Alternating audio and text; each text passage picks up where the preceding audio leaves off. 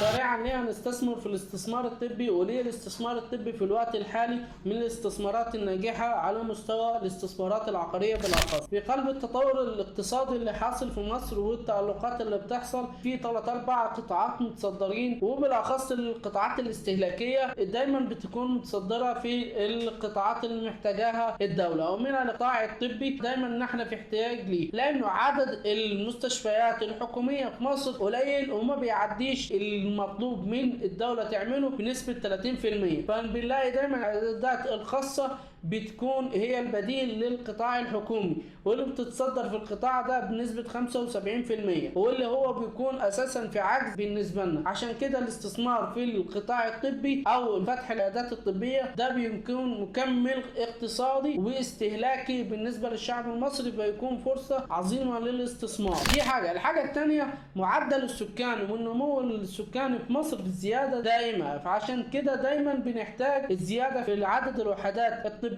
أو المستشفيات، ومنها اللي بنتكلم عنها العيادات الخاصة اللي بتكون عبارة عن استثمار طبي. فكرته ايه؟ فكرته انا مش لازم اكون دكتور عشان استثمر في القطاع الطبي، بالعكس انا ممكن اكون راجل اعمال او حد معاه فلوس وعايز اشغلها بطريقة افضل من الاستثمار في البنك. بنقول ساعتها انت تقدر تشتري وحدة طبية سواء كانت صيدلية او وحدة عادية نظام عيادة، وتبدأ تأجرها لحد محتاجها اللي هو دكتور او مركز اشعه او مركز تحليل، تمام، او صيدليه، والدكتور يتاجرها وانت بيعود عليك النفع من العائد اللي هو بيكون معدل استثماري للايجار عائد افضل من الاستثمار في حاجات تانية، وزي من بنقارنها بالبنوك. والحاجه التانية برضك من الفتره اللي هي من 2018 لحد ابريل 2023 وصل اجمالي ايرادات القطاع الطبي في مصر 76 مليار جنيه، واللي ده مؤشر بيأكد انه الاستثمار في القطاع الطبي مؤشر كبير جدا جدا مش صغير على القطاع الطبي بالنسبه للاقتصاد المصري، واللي بيدل ان في احتياج دائم للاقتصاد اللي هو الطبي. واللي بيؤكد برضك انه نسبه النمو الطبي القطاع الطبي في مصر في زياده مش في نقصان، ومع تزامنا مع زياده السكان. وزي ما قلنا برضك القطاع الطبي ده مكمل موازي للقطاع الحكومي، اللي هو يعتبر اللي بيسد الفجوه بين اللي موجود بين القطاع الحكومي كمستشفيات حكوميه وبين الاحتياج الفعلي للشعب المصري. الاستدامه الماليه اللي بنأكدها دايما انه طالما القطاع ده شغال يبقى فيه تدفقات ماليه واستدامه ماليه على فترات طويله. طيب الاستدامه الماليه للقطاع الطبي دي بتيجي منين؟ القطاع ده قطاع استهلاكي. طيب تاني حاجه انه القطاع ده فيه نمو، والقطاع اللي فيه نمو بيكون بسبب ايه؟ بسبب الزياده السكانيه. علشان كده بنأكد الاستثمار في القطاع الطبي العقاري